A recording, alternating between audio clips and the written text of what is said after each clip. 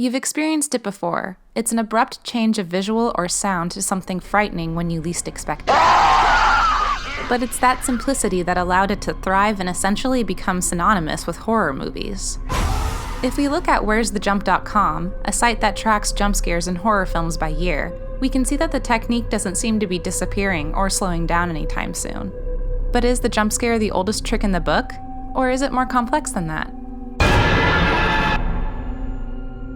So our startle response is a reflex, and it's happening through a lot of different mechanisms, but basically something has triggered a kind of red flag. This is Margee Kerr, a sociologist and author who studies fear and has done plenty of research on the science of how and why we get startled. A lot of people are more familiar with the audio startle, so a loud noise, anything above 80 decibels, but there's so many things that can startle us. In 1925, The Phantom of the Opera was released.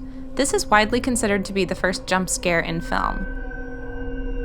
Even without sound, the reveal of the Phantom's face was enough to terrify audiences at the time. You can startle someone by just showing them appalling images, so images that just go so against your internalized norms and values. Jump to the 40s, and producer Val Lewton has just become head of the horror division for RKO Studios. His first production and collaboration was with Jacques Tourneur and included this scare.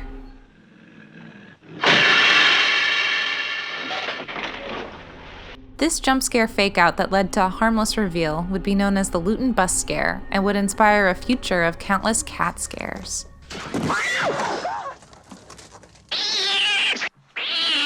Feels like you saw a monster.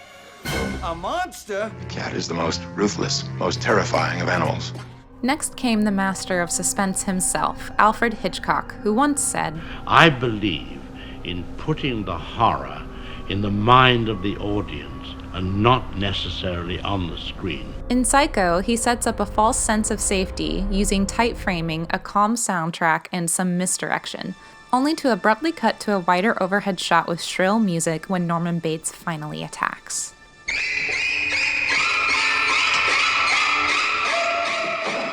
Filmmakers saw how the jump scare could be set up and started finding creative ways to use it. Repulsion, released in 1965, introduced the mirror jump scare we know today.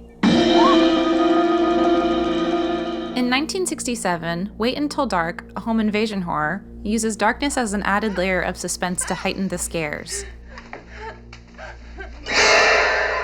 Darkness is commonly and successfully still used in this way. When you take away people's sense of agency, so either blindfolding them or putting them in complete darkness or kind of limiting their ability to move freely, it increases the impact of subsequent startles.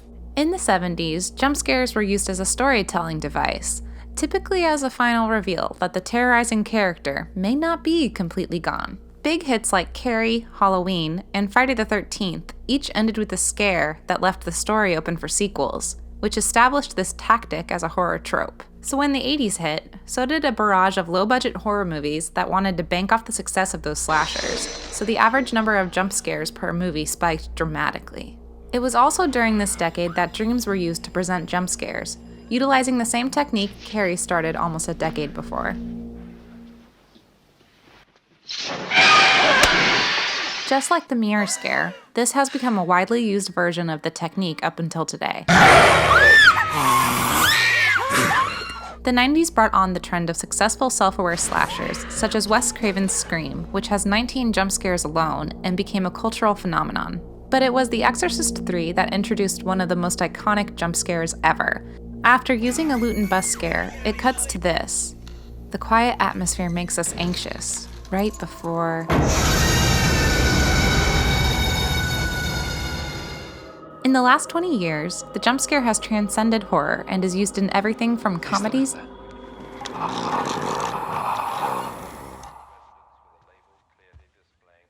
to epics. And horror films continue to find new ways to present it or even improve upon it, as is the case with the night vision scare in the 2005 adventure horror, The Descent.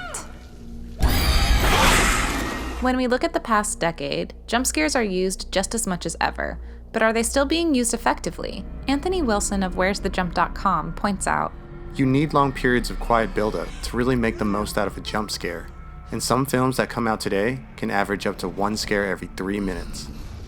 Habituation does happen, so the more familiar people become with scripts or routines, they get to know the formula. So it's really on creators to just continually think of new inventive ways.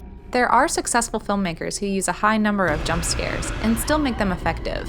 It was all about making a movie that has a creepy, chilling undertone throughout the entire film, so that when those scare moments come in, you're already on the edge of your seat. If we look at this scene from The Conjuring, we see how James Wan builds suspense by combining setups from previous iterations of the jump scare. The character is first thrown into an unsafe surrounding, then startled with the LEWTON bus scare. Then finally, an extra layer of darkness, before it ends with... In contrast, some recent indie filmmakers opt to use far fewer jump scares, resulting in audiences feeling more anxious throughout the film, and being more startled when the rare scare did occur. But there's also a recent trend of successful films that incorporate the setup of their scares as part of its setting and characters. A Quiet Place immediately starts off in an almost silent setting, where any diegetic sound is perceived as startling.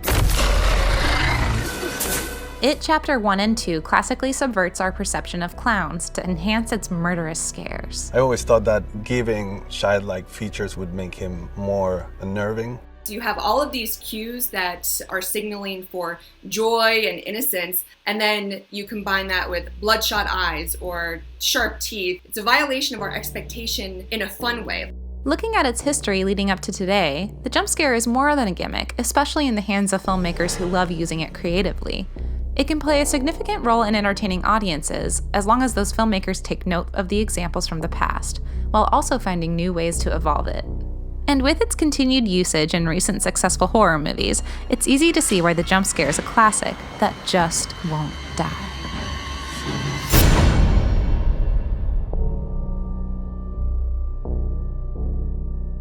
What was that? I don't know. Looked like a humongous cat. Humongous.